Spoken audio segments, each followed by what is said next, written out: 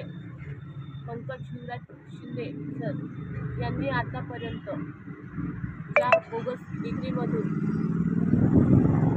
शासनाला आमच्यासारख्या गोरगरिबांना तसेच जे मेहनती मुलं असतात ज्यांना हॉस्टेलला राहायला आणि खायला पैसे नसतात ते इथे तयारी करण्यासाठी 8-8, 10-10 वर्ष थांबतात आणि नंतर हे फाशीचे बळी पडतात।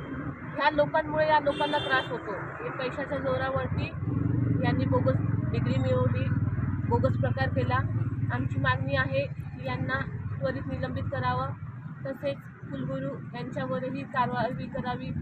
तसेच जर आमच्या आजच्या उपोषणाला आम्ही आज आमचा पहिलाच दिवस आहे तर यांनी आम्हाला आज प्रतिसाद दिला नाही, आज उद्या जोपर्यंत प्रतिसाद दिला नाही तर आम्ही अजूनही त्यांच्या विरोधात आंदोलन करू, रस्ता रोक आंदोलन करू, शहर प्रमुखच्या हाताने करू आणि पूर्ण सिटीमध्ये पूर्ण महाराष्ट्रामध्ये छावा संघटना आम्ही सर्व एक आहोत। छावा संघटना खूप मोठी ॲक्शन घेईल, तरीही आमची मागणी स्वीकारावी।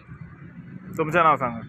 भारती पाटील कार्यरत असणारे पंकज शिवराज शिंदे हे मागील अंदाजे 18 वर्षापासून बोगस डॉक्युमेंटच्या आधारे, बोगस पदवीच्या आधारे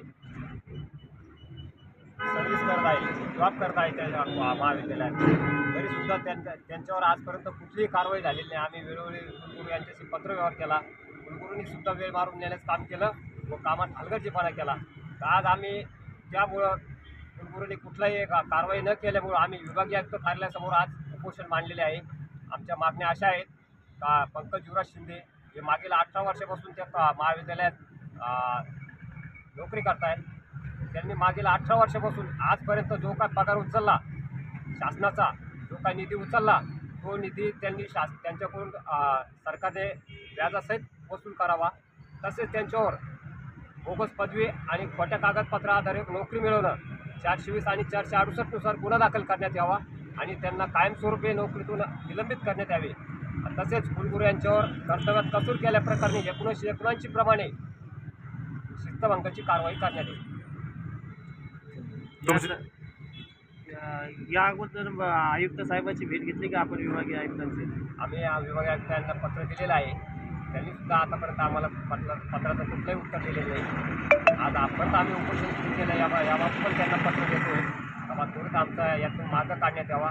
नसता मग यानंतर अनोख्या पद्धतीने आणखी उपोषण पण चालन आणि आणखी आंदोलन संपूर्ण महाराष्ट्रात सुरू होतील।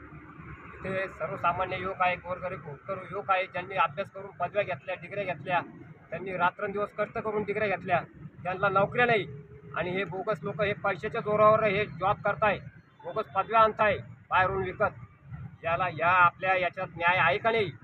आपल्या महाराष्ट्रात म्हणजे असं खूप मोठे प्रकरण चालू आहे, तर न्याय सर्वसामान्य लोकांना न्याय भेटेल का?